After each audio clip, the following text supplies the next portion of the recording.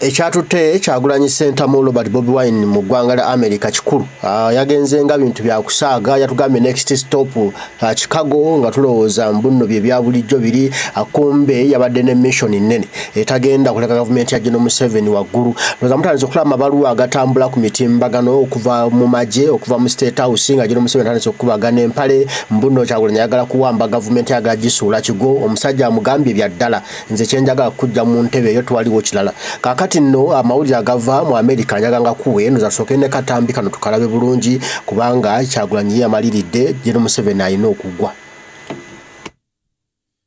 Thank you, sisters and brothers. Uganda, oye.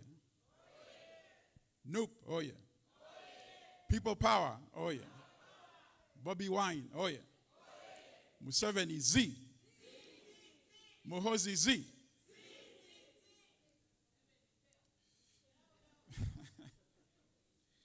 So, brothers and sisters, normally I like speaking without notes, but I decided to jot down a few things because I don't want to forget any point today.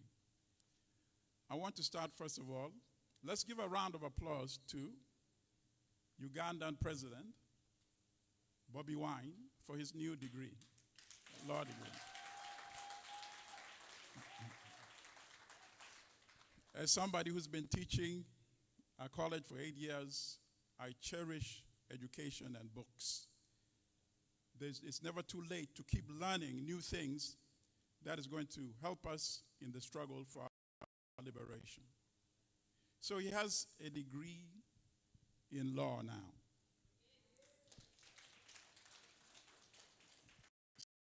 So, you know, you could do a lot of things with law.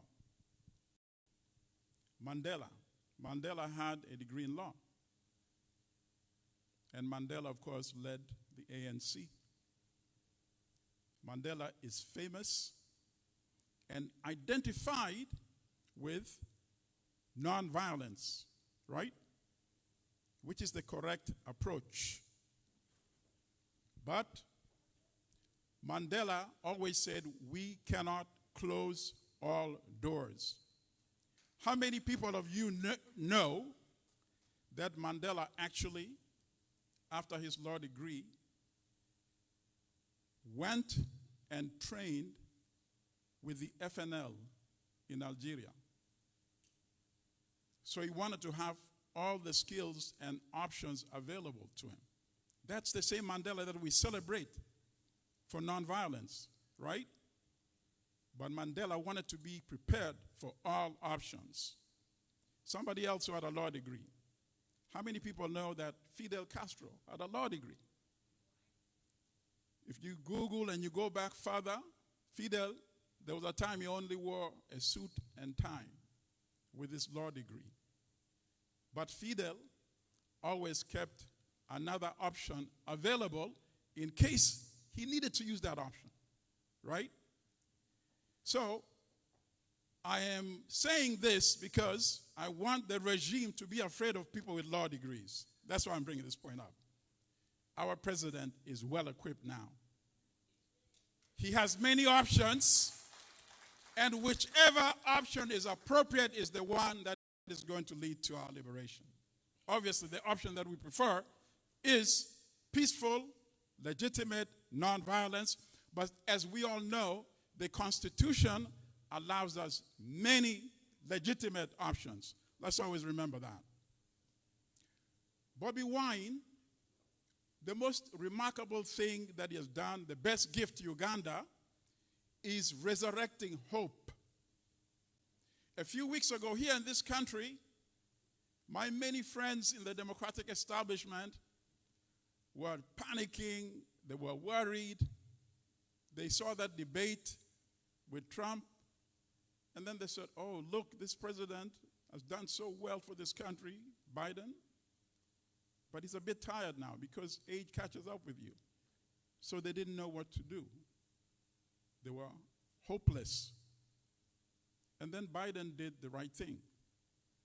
He stepped aside and he endorsed Kamala Harris.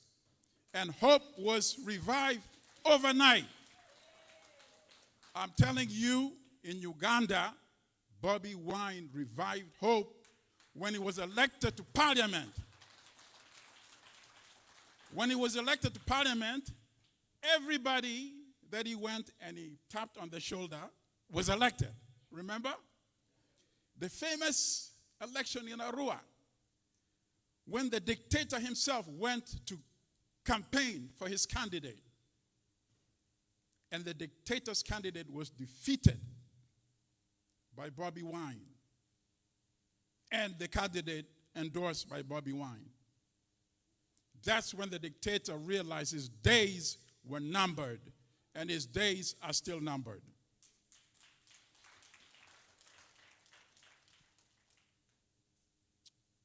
I want to talk about the importance of communicating with our sisters and brothers in the armed forces.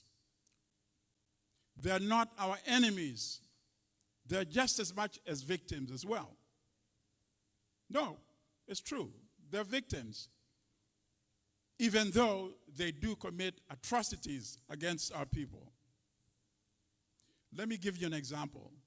My late sister, Barbara, many of you know her from her contribution in the struggle. May she rest in peace.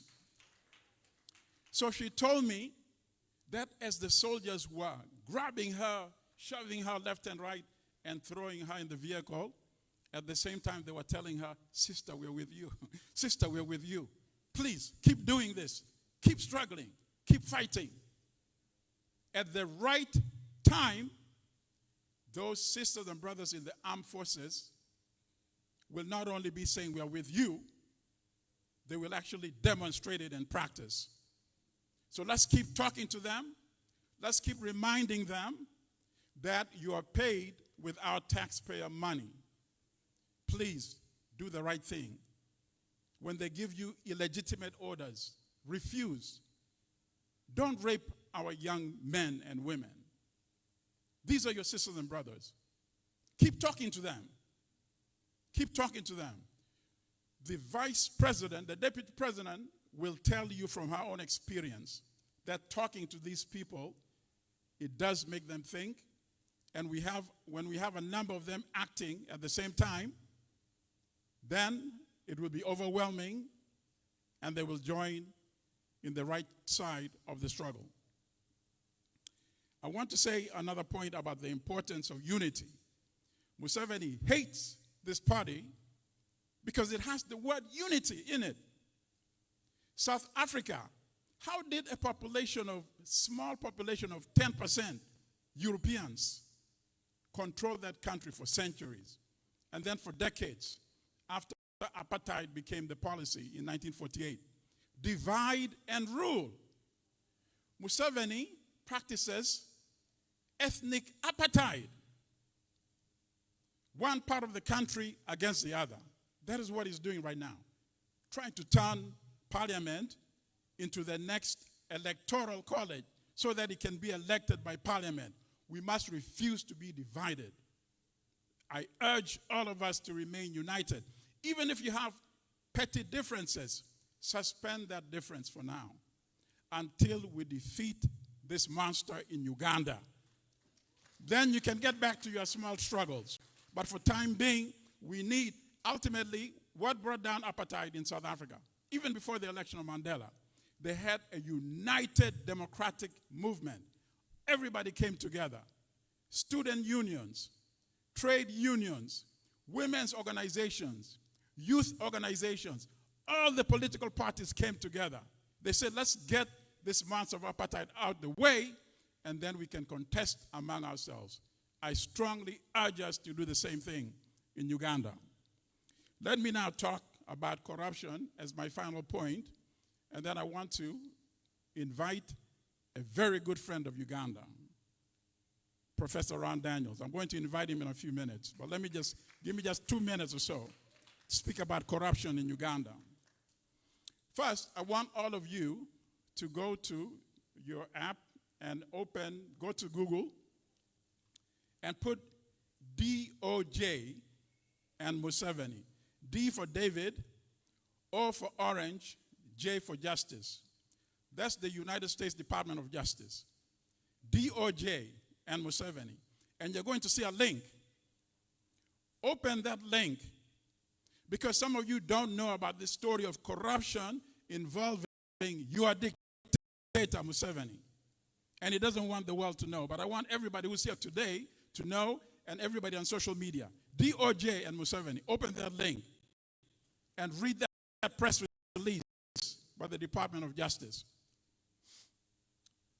You remember when Sam Kutesa became the president of the General Assembly of the United Nations?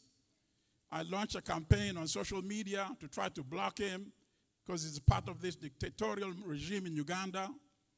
We got about 15,000 people voting on the petition, but he was still confirmed as the president in 2014. And he was celebrating. He met my brother who works at the UN and said, oh, go tell your brother I'm doing a good job. Tell him to stop working against me. He gave the message to my brother. So he's celebrating. I had also done a story on Black Star about how Kutesa, through his private company, NHAS, got a contract with the UN without telling the UN that that was his company. And he got $30 million out of that contract over a 5-year period. Money, illegitimate money. So I exposed that story, but what did the UN do? They went and they disabled the links leading to the invoices. So they're protecting Kutesa because he's the new president of the General Assembly. But when I did the story of corruption, I also sent it to the Department of Justice. I didn't know that they would do anything with it. Kumbe, what they did, they started tapping Kutesa's phone and listening to his conversations. He was talking to a gentleman named Patrick Ho, but he was also speaking to Museveni. And they're plotting how to steal more money. Ultimately, Ho, a Chinese national, offered a bribe of $1 million. And it's on that press release that I told you to read. And then Ho made a mistake. The bribe for $1 million, it sounds like a small amount. Yes, it's small, but it was only to open the door. Step number 2, they were going to have a joint company between a Chinese company called CFC and Kutesa's family and Museveni's family. In return, they were going to get oil concessions and be allowed to buy banks and also in tourism. Ho made a big mistake. He wired half of the money, $500,000, using a U.S. bank in New York. And that is how the United States got jurisdiction over this case. People had been wondering, hey, why was the trial in the U.S.? Because he used a U.S. bank. Museveni was a bit more cautious. He told Patrick, no, don't wire my money. Bring it physically to Uganda. So he invited Patrick Ho to come to the 2016 inauguration after he stole the election from Dr. Besigye. So Ho wrapped $500,000 as a gift and flew to Uganda and delivered that money to Museveni. Museveni has never denied receiving that $500,000 in cash. Why? Because he knows the FBI was listening to his conversation with Kutesa. And the minute he denies it, they may make that conversation available. But any journalist who is willing to take the risk in Uganda, ask the dictator, did you ever receive $500,000 in cash as a bribe? Of course, I recommend you stand at a good distance before you ask him that question, right? So I say this to remind you that now when he's talking about Anita must resign, Museveni must resign. The fish is rotten. Anita is the tail of the fish. We cannot get rid of the tail of the fish and maintain the rotten, corrupt head of the fish, which is dictator Yoweri Museveni. He must be out. Muhoozi must be out. And the party and the man who won the election in 2021 must be in so we can create the new Uganda we deserve. A luta continua. Luta continua. Let me now invite my good brother, Professor Ron Daniels, the founder of the Institute of the Black World 21st Century, the convener of Pan-African Unity Dialogue, which is a conglomeration of African-based, African-American, Caribbean organizations. We meet quarterly, digitally in recent years since COVID, but in the past it was in person. And we've also invited in the past Secretary General Lewis has joined us in the past, and Dr. Kawuma has also joined us in the past in one of these meetings. A good friend of Africa who organized today's trip to Operation Rainbow Push to meet with Reverend Jackson. Unfortunately, due to his health conditions, we could not meet him in person, but we met all of his staff and Reverend Williams, who actually runs the organization on a day-by-day basis. A round of applause for Professor Ron Daniels.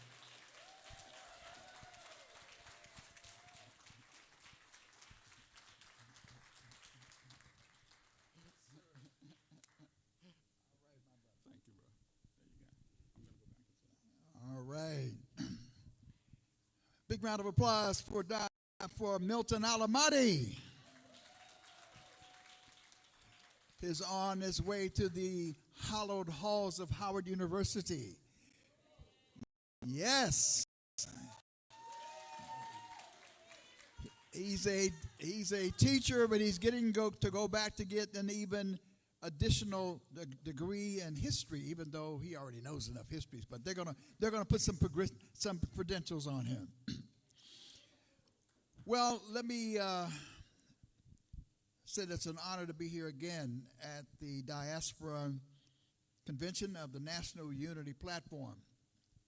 I had the honor to be at your convention last year, I think it was, at Crystal City, if you will. And it was an inspiring moment for me because I've been working on these issues most of my adult life, and I heard Professor Amadi talk about, Biden and, age catches up with folk. Well, I don't know about Biden, but they ain't catching up with me. You understand? See, in the U.S., some of you would not know about this necessarily on the African continent, but there are equivalents. But sisters and brothers in the United States know about something called Geritol, right? So I take a good injection of Geritol to keep this 82-year-old body working and moving forward, all right? So I want to bring greetings on behalf of the Institute of the Black World 21st Century and the Pan-African Unity Dialogue, which Professor Amadi has talked about. And I want you to go, and I want you to put this into, because I want you to be consistently connected with IBW21.org, IBW21.org. You should sign up for the newsletter so you can constantly be connected with the work that we're doing all over the world. I also want you to take note of something called the Black World Media Network, the Black World Media Network that Professor Amadi provides commentary for. It is a legacy project of one of the great revolutionaries of our time. If you don't know him, you can Google him. His name is Don Rojas. Don Rojas was the press secretary for Maurice Bishop of the People's Revolutionary Government of Grenada. So when I hear you say, forward ever was the slogan, it was the mantra of the People's Revolutionary Government of Grenada. One of the great revolutions in the Caribbean that got squashed through internal conflict, and we should learn from that, but also because the United States was fearful that the small island nation of 100,000 people was going to be the English-speaking Cuba in the Caribbean. And so they squashed it. But truth, trust the earth will rise again. So now in Grenada, you have emerging new leadership.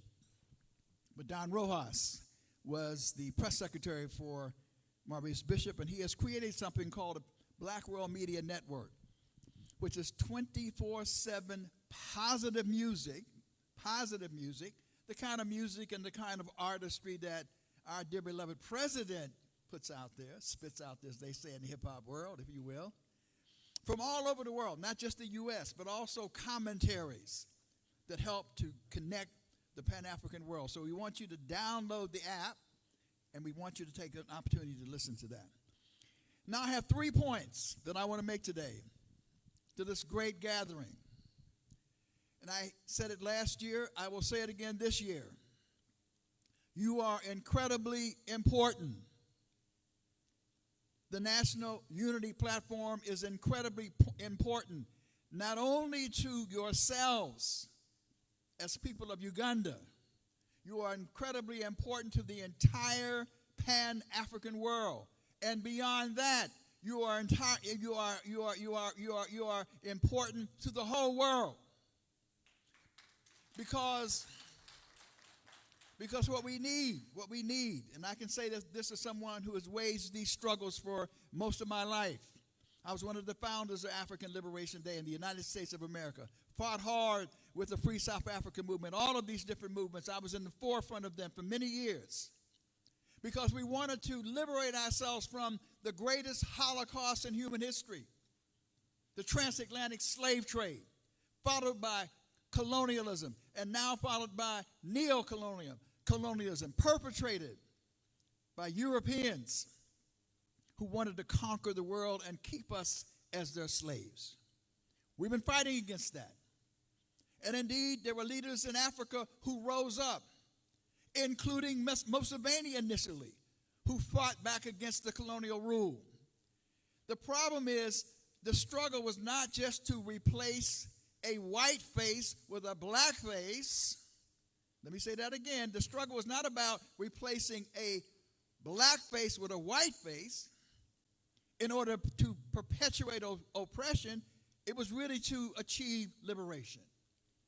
And what has fallen short in the African continent is many of the African leaders, not all of them, achieved the first phase. It's called national liberation. But very few of them have gone on to hear what Marlimo Nyeri and Sekou Touré and others talked about in terms of achieving national reconstruction, the total decolonization, the total de-Europeanization of the African mind, or what Bob Marley would say, none but our minds will free us. And so what we have, unfortunately, in the African continent, throughout the African world, the Caribbean, even in the United States of America, are too many bankrupt, self-aggrandizing, corrupt leaders who are sitting on the resources of the people while the people are starving and the people are hungry. There's no way in the world that any African anywhere in the world should be hungry or in poverty, given the fact that Africa is the richest continent on the face of the earth. No African anywhere should be hungry. But what that means is we need new leadership. We need principled leadership. We need visionary leadership and leadership that is progressive. And that's what Bobi Wine and the National Unity Platform represent. You represent progressive Pan-Africanism. And it's personified by Bobi Wine, who is visionary, who's courageous. But here's the key thing. He is a servant leader. Let me say that again. We must aspire to be servant leaders. I like reluctant leaders. You know, you see some people that they're just hungry. They want power so bad. I don't like those kind of leaders. That's a danger sign.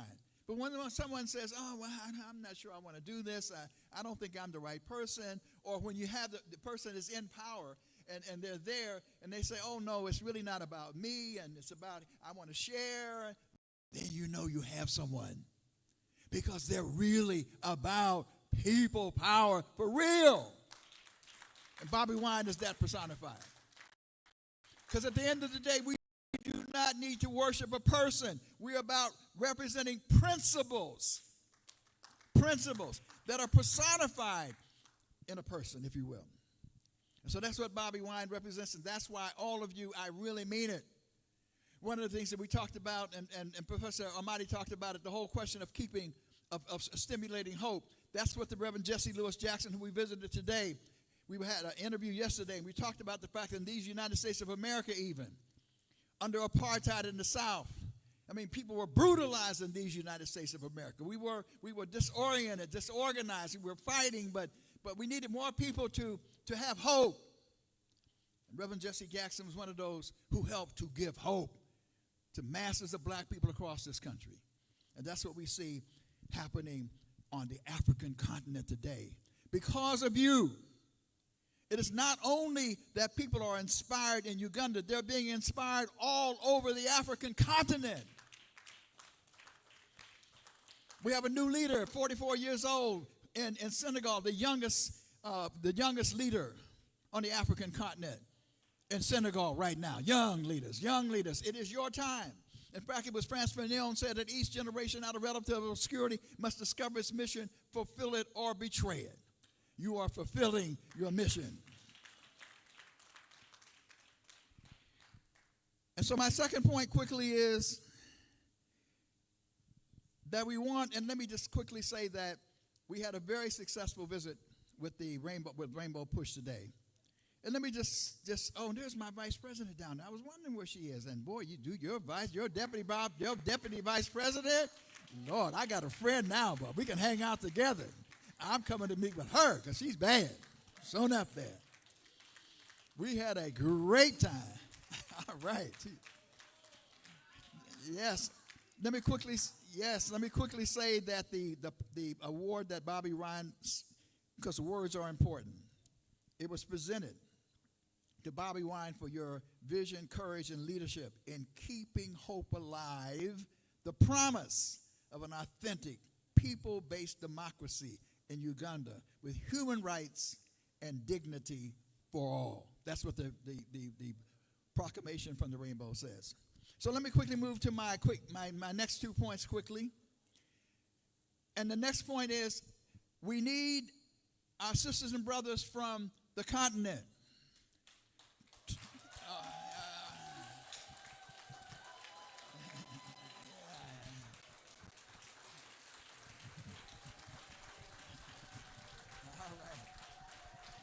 All right.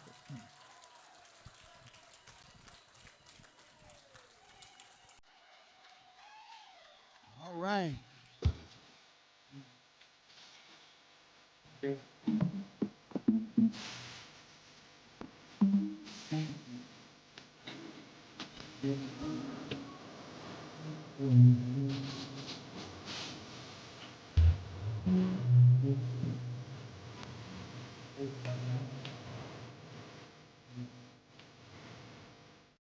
People power, our power, NUP. Please have your seats. Please have your seats. We will continue with the program and then we will give the furtherance after. Please, thank you. All right, so let me hurry up here now. Mr. President, we just got finished talking about you as our servant leader.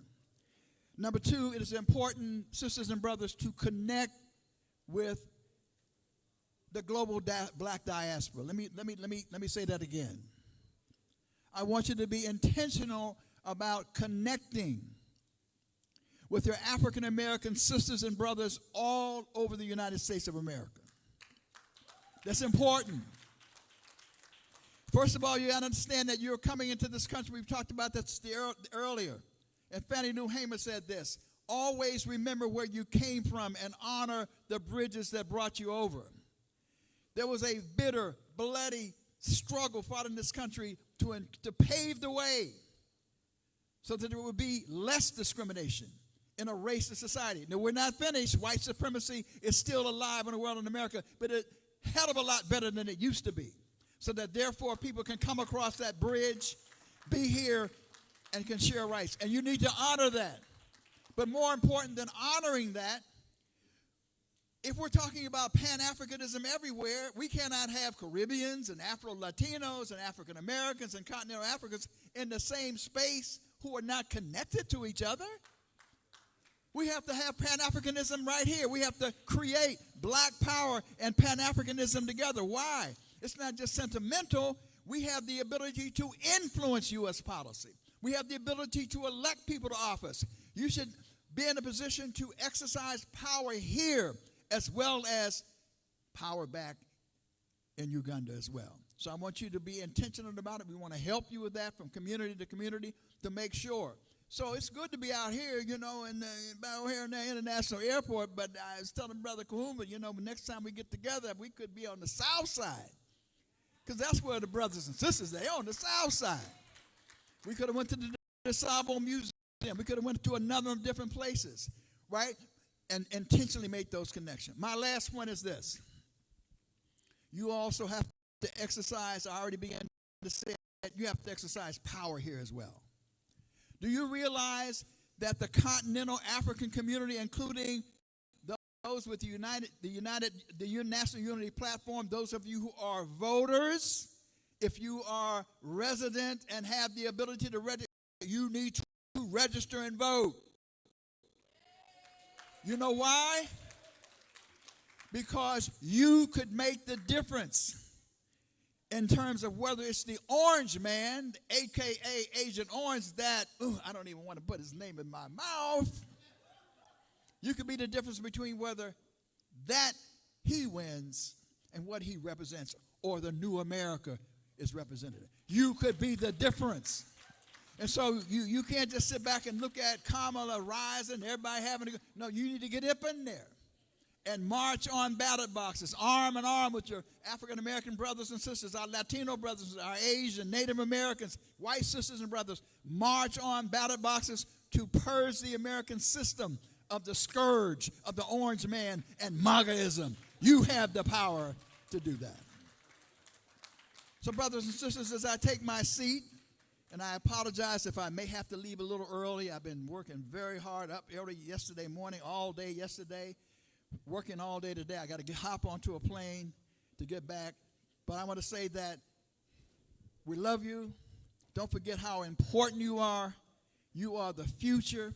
We need you to rise up, to continue to rise up, and do what Marcus Garvey said. Up, you mighty race. You can accomplish what you will. And when he said will, he means having the will, the strength, the audacity, the courage.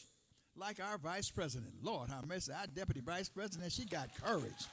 I mean, she got will. She's a bad sister, I'm telling you. Up, you mighty race. You have you can accomplish what you will. People power. People power. People power.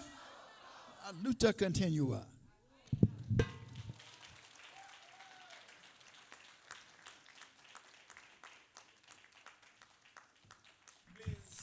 Give him another big applause. Another big applause. Thank you, Mr. President, for the ovation. Yeah. Ndowooza ebigambo mubiwulidde tekyali kulanga kulala ensi yonna kati amaaso egali wamu ne Kyagulanyi Ssentamu Robert Bobi Wine ne bannayuganda okulaba nga tujjawo ekinene ekyawanga nga tujjawo ekyepukulu nga tujjawo ekindikitimbi tuwone okufa tuwone ekibi ekisikire tuwone okuswala tuwone nakyemalira General Kaguta Museveni ffenna buvunaanyizibwa bwaffe nze nammwe bwemulabanga waliwo abatukaabirako naffe tukaabire eddala bagamba nyini mufu yakwata awunya kati tukwatidde atunyweze ekintu paka tunakisuula eyo mu musemayanja yetataliddamu kulabibwa ensi wamma neeterera manyi era nzikiriza era nina essuubi munda munze anti Uganda yaffe one day egenda kuterera tugenda kugiyagaliramu era tugenda kubanga tuli basanyufu nnyo okusinga nga bwe kibadde era abaana baffe baneyagalira wano kubanga ensi yaffe egenda kubeeteredde nga natembeeta ensonga gwe tulina okubanga ali mu State House ekyagulanyi Ssentamu Robert Bobi Wine nekyo twongeze nekibuli n'amanyi afuna kikole eri yakola ogwenda ffe tukole ogwaffe tukwasaganyize wamu paka nga twegobyeko nakyemalira ensi yaffe eterere kubanga bannange abantu batuleka amawanga gatuleka lwakuba nti galina obukulembeze obulungi obutuwooleza ensi zaabwe buli muntu neyeyagaliramu neffe wano tuli mu kukaaba ebikaseera tubeera mu miranga lwakuba abakulembeze beeyagaliza bokka batubba bubbi buli olukedde tebaagala ffe tweyagaleko kati obanga oyagala okweyagala gamba ekintu kimu tekimala kimala ekyo naakulwa tunakikola naye nga tulina okulumba tutereza ensi yaffe.